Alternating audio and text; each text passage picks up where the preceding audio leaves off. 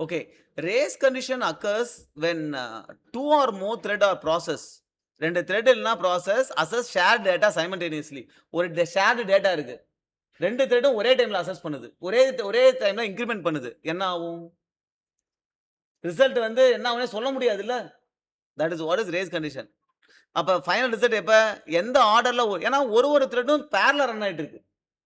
ஒரே டைம் ஒரு data increment பண்ணுதுன்னா அப்ப 0 இருக்கு. 2 த்ரெட் இப்ப இன்கிரிமெண்ட் பண்ணுது. ஒரே டைம்ல இன்கிரிமெண்ட் பண்ணா 1 தான் இருக்கும். ஒரு த்ரெட் பண்ணதுக்கு அப்புறம் இன்னொரு த்ரெட் பண்ணுச்சுன்னா 2ன்னு இருக்கும்.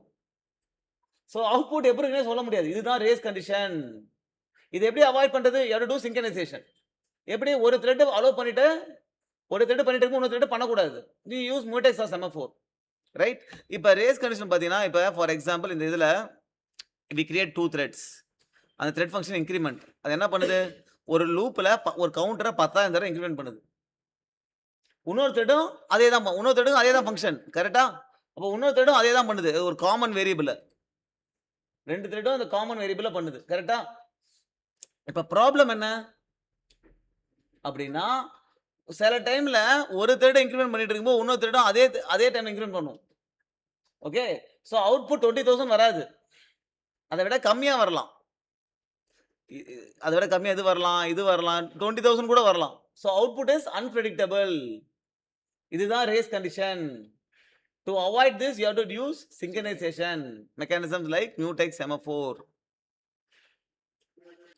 சில நெஸ்டட் வச்சுக்க முடியுமா? நெஸ்டட் ஸ்ட்ரக்சர்னா ஒரு ஸ்ட்ரக்சருக்குள்ள இன்னொரு ஸ்ட்ரக்சர் வச்சுக்க முடியும்னா வச்சுக்க முடியும்.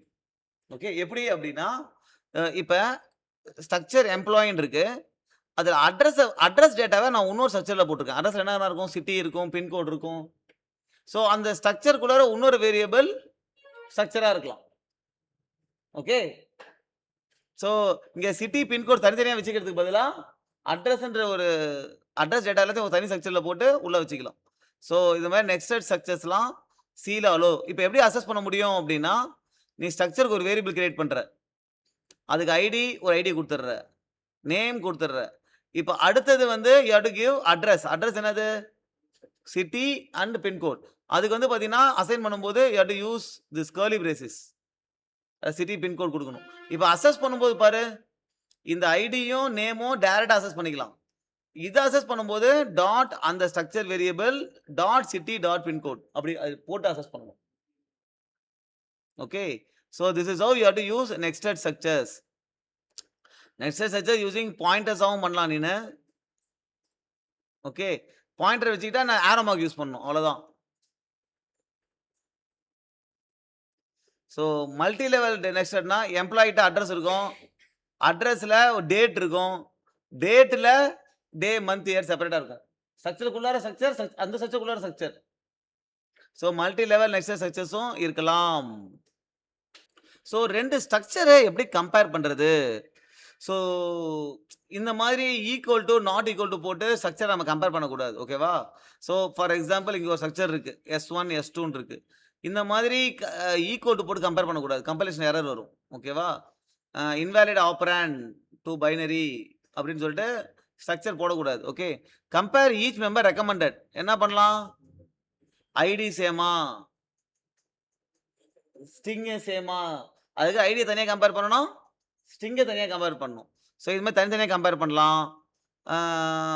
இதுக்கு யூசிங் மெம் கம்பேர். மெம் கம்பேர்னா மெம் கம்பேர் அப்படின்ற ஃபங்க்ஷன் வந்து மெமரி கம்பேர். ஃபர்ஸ்ட் ஒரு பாயிண்டர், செகண்ட் ஒரு பாயிண்டர், எவ்வளோ சைஸ் எவ்வளோ பைட்ஸ் கம்பேர் பண்ணணும். ஸோ ஃபர்ஸ்ட் அட்ரஸும் செகண்ட் அட்ரஸும் எடுத்து இவ்வளோ சைஸ் எத்தனை பைட்ஸ் கொடுத்துருக்கியோ அத்தனை பைட்ஸும் சேமா இருக்கான்னு பார்க்கும். சேமா இருந்தா உனக்கு 0 ரிட்டர்ன் பண்ணும். ஸோ 0வா இருந்தா அது ஈக்குவல்னு அர்த்தம். ஸோ 2 அட்ரஸ் கொடுக்குற, எத்தனை பைட்ஸை கம்பேர் பண்ணுறோன்னு கொடுக்குற, அத்தனை பைட்ஸும் 2 மெமரி அட்ரஸ்லையும் சேமா இருக்கு அப்படின்னா 0 ரிட்டர்ன் பண்ணும். ஸோ இந்த மாதிரி நம்ம மெம் கம்பேர் யூஸ் பண்ணி கம்பேர் பண்ணிக்கலாம். Okay, mem compare can be dangerous. Why அப்படின்னா இப்போ சில இதில் வந்து பேடிங் இருக்கும். கரெக்டாக? Mean on many system padding. This padding might be contain different values if grade and salary are identical. இந்த பேட் பண்றல, இப்போ 2 ஸ்ட்ரக்சர் இருக்கு, 2 ஸ்ட்ரக்சர்ல பேடிங் நடக்குமா? பேடிங் வந்து பாத்தீங்கன்னா ஒரு இடத்துல பேடிங் வந்து நார்மலா எஃப்எஃப் அப்படின்னு இருக்கலாம். அந்த எக்ஸ்ட்ரா பைட்ஸ், அன்யூஸ்டு பைட்ஸ் போடுறது. இன்னொரு இடத்துல 000ன்னு இருக்கலாம் பேடிங். அப்ப மெம்கம்பேர் பண்ணும்போது ஃபெயில் ஆயிடும்ல. ஆனா ஆக்சுவலா நமக்கு 2 ஃபீல்டுமே சேமு. அந்த கேரக்டர் என்ன இருக்கு? கிரேடும் சேமு, சேலரியும் சேமு. ஆனா மெம்கம்பேர் பண்ணும்போது எரர் வந்துரும். Okay. Therefore mem compare is only safe when structure is fully initialised. நீ என்ன பண்ணணும்னா, ஃபர்ஸ்ட் ஸ்ட்ரக்சர யூஸ் பண்றதுக்கு முன்னாடி மெம் செட் பண்ணணும். அத 0க்கு ஹோல் ஸ்ட்ரக்சர் டேட்டா மெம் செட் 0க்கு மெம் செட் பண்ணிட்டு, அதுக்கப்புறம் தேவையான வேலைய மட்டும் ஃபில் பண்ணிக்கணும். அப்படி பண்ணும்போது எல்லாமே 0ன்னு இருக்குமா? அன்யூஸ்டும் 0ன்னு இருக்குமா? அப்ப மெம்கம்பேர் ஒர்க் ஆகும். இல்லன்னா you have to right a separate compare function. ஒரு ஸ்ட்ரக்சருக்கும். ஓகே. ஈஸி வந்து மெம் செட் 0 பண்ணிட்டு கம்பேர் பண்றது பெஸ்ட்.